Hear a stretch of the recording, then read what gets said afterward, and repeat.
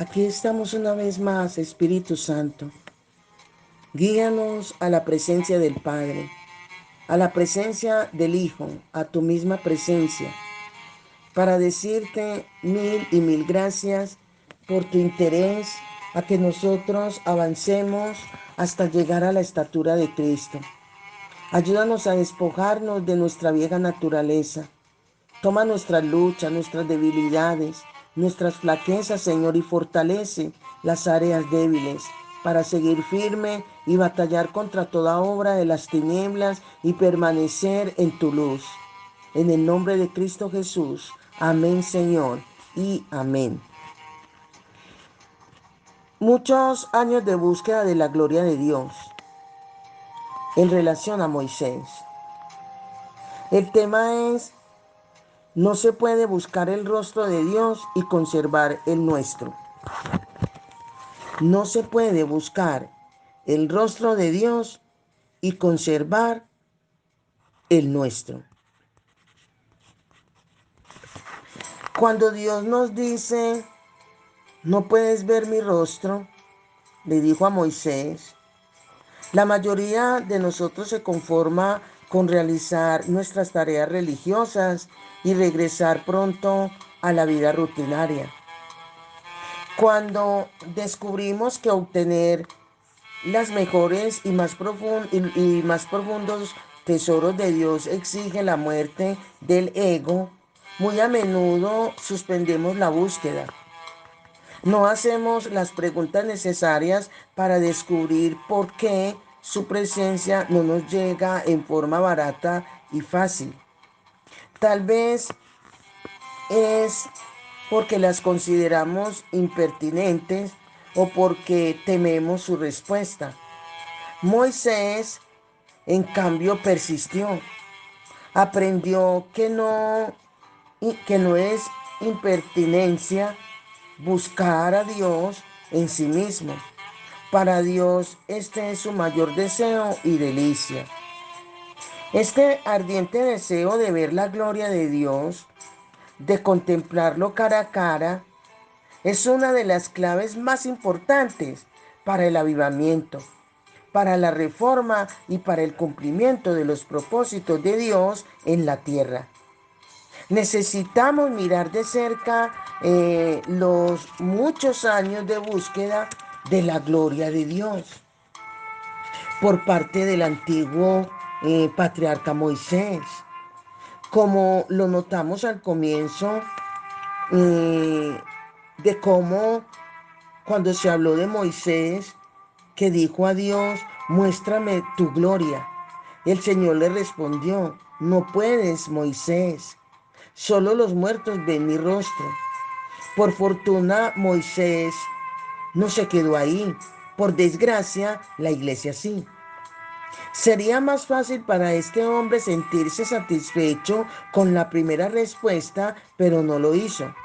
Moisés no era egoísta o atrevido. No buscaba cosas materiales o fama personal, ni aún buscaba milagros o dones, aunque Pablo en su carta a los Corintios nos insta a buscar los mejores dones. Moisés solo quería a Dios, y ese es el mejor regalo y la mayor bendición que podemos darle a Él. No obstante, Moisés tuvo que continuar en su demanda y su búsqueda, y esta no fue fácil. Él, ¿quién? Moisés. Entonces dijo, te ruego que me muestres tu gloria. Y le respondió, yo haré pasar todo mi bien delante de tu rostro y proclamaré el nombre de Jehová delante de ti y tendré misericordia del que tendré misericordia y seré clemente para con el que seré clemente. Dijo más, no podrás ver mi rostro porque no verá hombre, porque no me verá hombre y vivirá. Y dijo aún Jehová, he aquí un lugar junto a mí, y tú estarás sobre la peña. Y cuando pase mi gloria, yo te pondré en un, en un, en una hendidura de la peña, y te cubriré con mi mano hasta que haya pasado.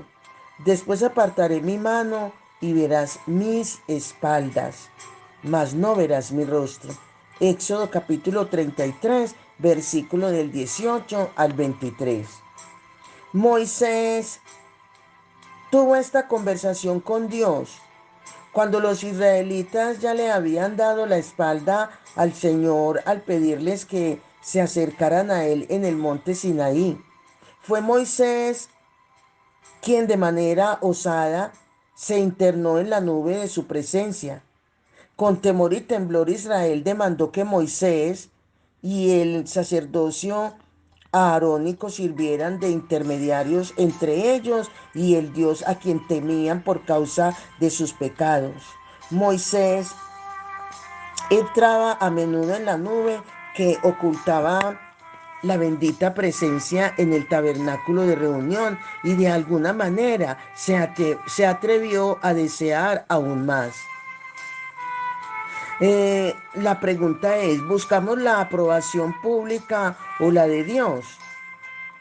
Aquí podemos dar una respuesta directa y una respuesta clara diciendo que mientras Moisés buscaba a Dios en la cima de una montaña en representación de los hijos de Israel, su hermano Aarón, el sumo sacerdote, cedía a la presión de la opinión pública y accedía a fabricar un ídolo, un becerro de oro para que los israelitas adoraran como su Dios. Pues los hijos de Israel se entregaron al disfrute de sus propios placeres mientras Moisés observaba el dedo de Dios que inscribía la ley en tablas de piedra. Fue después de este episodio que Dios dijo a Moisés que todavía permitiría a los israelitas entrar a la tierra prometida, mas tendrían que hacerlo bajo la dirección de un ángel.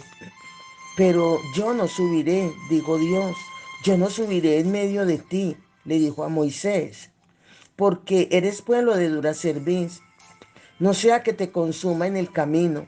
Éxodo 33, 3.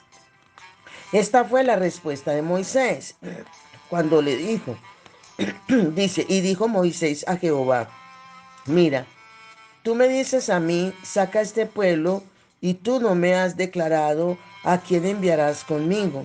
Sin embargo, tú dices, yo te he conocido por tu nombre y has hallado también gracia en mis ojos. Ahora pues, si he hallado gracia en tus ojos, te ruego que me muestres ahora tu camino, porque para que te conozca y halle gracia en tus ojos, y mira que esta gente es pueblo tuyo. Y él me dijo, mi presencia irá contigo y te daré descanso. Moisés respondió, si tu presencia no ha de ir conmigo, no nos saques de aquí. Éxodo 33, 12 al 15. Moisés vio y experimentó que los milagros y la provisión sobrenatural de Dios junto con los demás israelitas. La iglesia también los ha experimentado, por lo menos en una pequeña medida. La mayoría de nosotros saltaría ante la posibilidad de obtener la fortaleza verbal y la promesa de Dios de marcha con nosotros a donde quiera que fuéramos. Pero, ¿quién nos diría a dónde deberíamos ir? Moisés respondió con sabiduría, si tú no nos guías, yo no iré a ninguna parte. Él comprendió que es bueno tener a Dios con uno, pero que es mejor que Dios vaya con uno. El Señor negoció, por decirlo así, con Moisés. Te daré descanso, le dijo. Yo creo que el cumplimiento mundial, americano, europeo, asiático, del descanso de Dios para su iglesia se encuentra en los dones sobrenaturales del Espíritu, que nos capacitan para entrenar y ministrar al cuerpo de Cristo con un mínimo de esfuerzo humano. En Isaías 28, el 11 y el 12, la escritura dice, porque en lengua de tartamudos y en extraña lengua hablará a este pueblo, a los cuales él dijo, este es el reposo.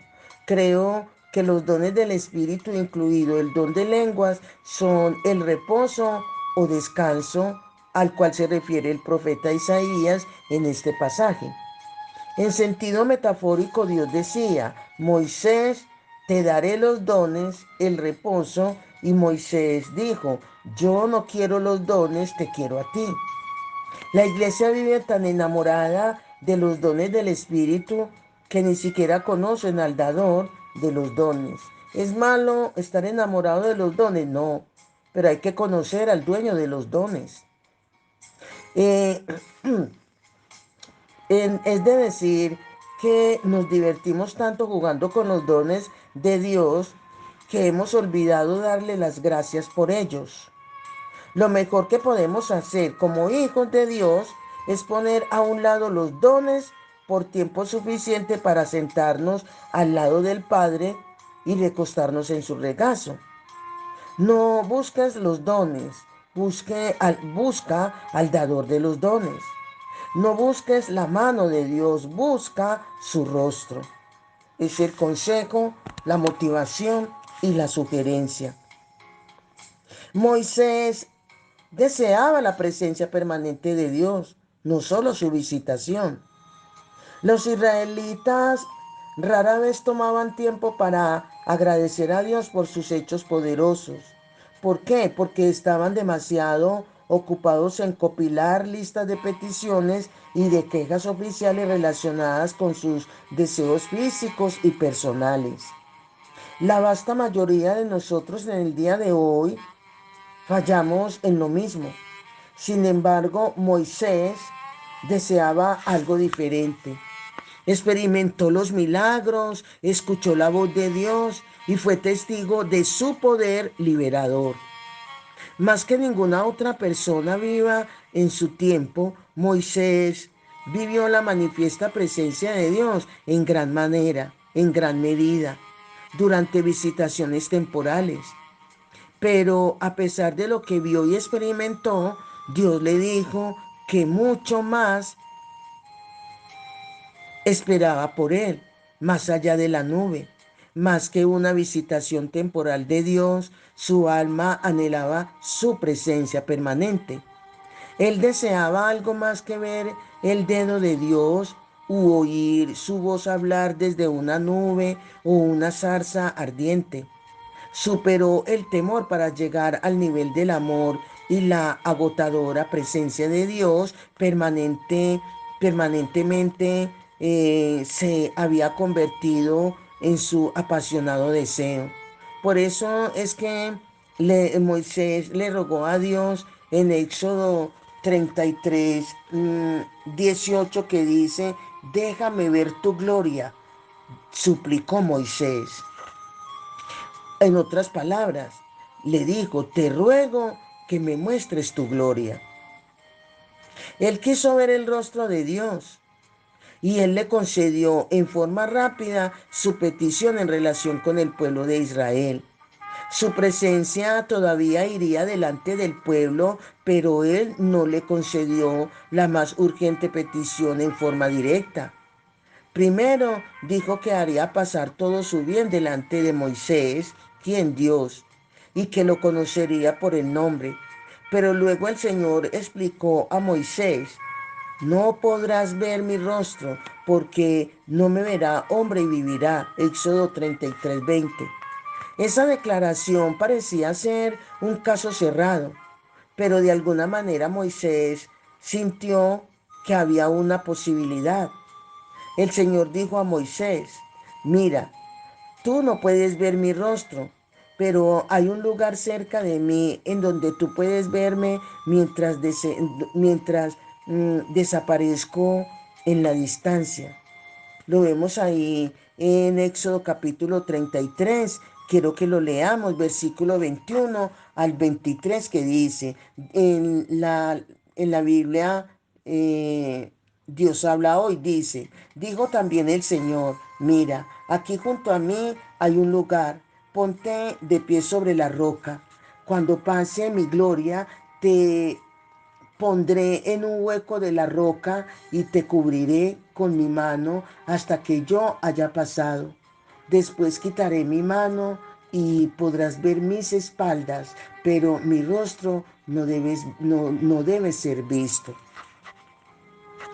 La mayoría de las personas, amigos, hermanos y ministros, se sentirían más que contentas con esas respuestas. Pero Moisés había saboreado, podríamos decir, el gozo celestial de la presencia del Señor y adquiría un gusto de Dios que ya no podía satisfacer a una segura distancia. Dentro de su ser había comenzado un hambre insaciable y una pasión tal se había encendido que lo llevaría a correr el riesgo de la muerte en la presencia de Dios para lograr satisfacerla. Esa hambre por la presencia de Dios estaba destinada a prolongarse durante 1500 años, a afrontar la muerte si fuera necesario por lograr su satisfacción de la presencia de Dios. El Señor le dijo a Moisés que se presentará ante él en la cumbre del monte, la montaña siguiente, y que él lo escondería en la grieta de una roca mientras su gloria pasaba por el frente. Ahora bien, este es un procedimiento interesante. Dios decía, ahora, antes de que yo llegue allí, te voy a tomar y te voy a cubrir con mi mano mientras yo paso. Después de que haya pasado, voy a retirar mi mano para que puedas pegar tu cabeza a la hendidura y puedas, perdón, y puedas mirar en la dirección en que yo me he alejado. Entonces verás justamente un poquito de mi espalda. Mientras me alejo, dice que mientras me alejo en la distancia.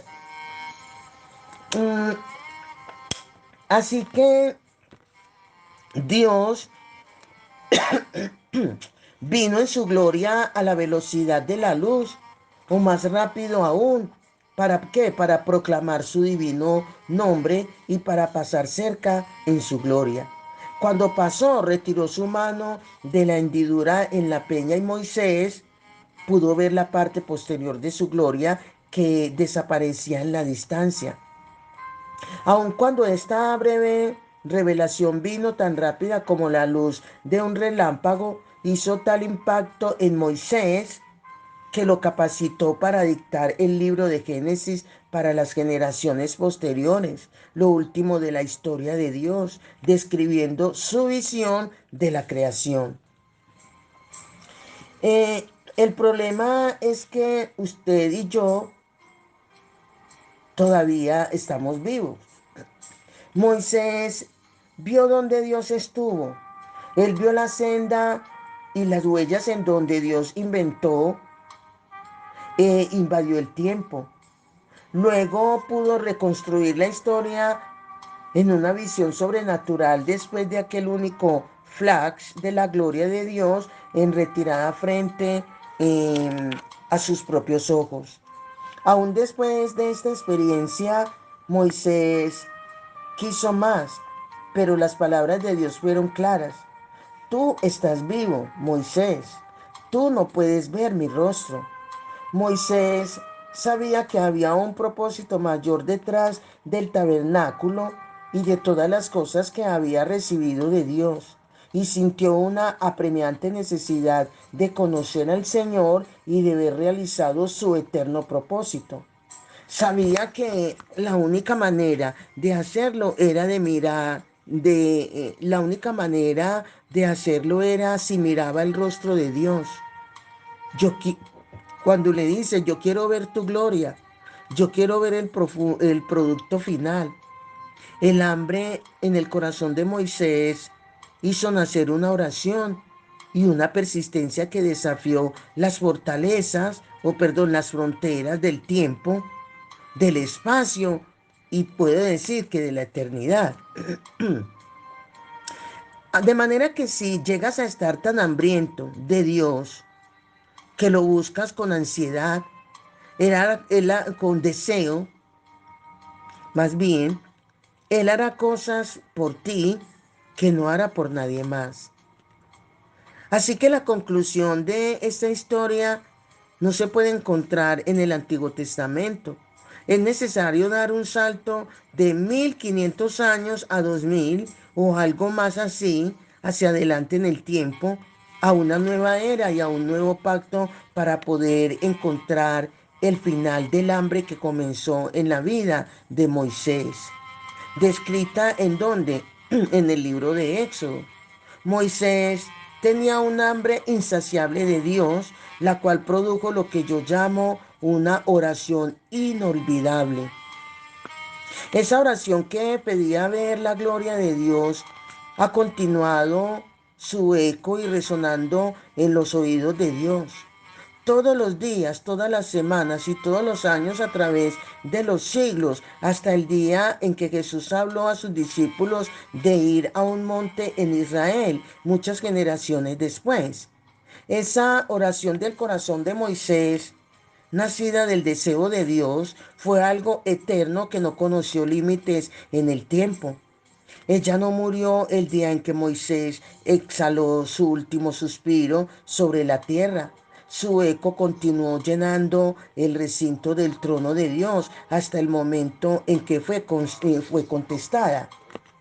Ese momento llegó tarde en el ministerio terrenal de Jesucristo, un día en que él llamó aparte a 3 de sus fieles seguidores para que lo acompañaran a la cima de una montaña. Jesús ya había comenzado a inquietar a sus discípulos con las declaraciones como, porque todo el que quiera salvar su vida, la perderá, y todo el que pierda su vida por causa de mí, la hallará. Mateo capítulo 16, el versículo 25. Esa declaración todavía nos molesta en el día de hoy porque hay muerte implícita en ella. Jesús había gastado su vida pródigamente en sus discípulos, pero ellos parecían tener serios problemas para comprender lo que él hacía y por qué. Gustaban de su enseñanza, pero rara vez parecían comprenderla. Se deleitaban al verlo realizar milagros, pero jamás descubrieron el propósito mayor que había tras ellos. Lo seguían ¿para qué? Para comprender un poco lo que hacía. Casi todos los discípulos se dormían durante las reuniones de oración. Ese día Jesús llevó a 3 de sus discípulos con él al monte y comenzó a orar. Estoy convencida que los discípulos del primer siglo no eran muy diferentes de los discípulos del siglo XX o del siglo XXI, porque parece que todos ellos se dormían durante las sesiones de oración. Dice que aconteció como 8 días después de estas palabras que tomó a Pedro, a Juan y a Jacobo y subió al monte a orar. Y entre tanto que oraba, la apariencia de su rostro se hizo otra y su vestido blanco y resplandeciente. Y he aquí 2 varones que hablaban con él, los cuales eran Moisés y Elías, quienes aparecieron rodeados de gloria y hablaron de su partida que iba Jesús a cumplir en Jerusalén. Y Pedro y los que estaban con él estaban rendidos de sueño. Mas permaneciendo despiertos, vieron la gloria de Jesús y a los 2 varones que estaban con él.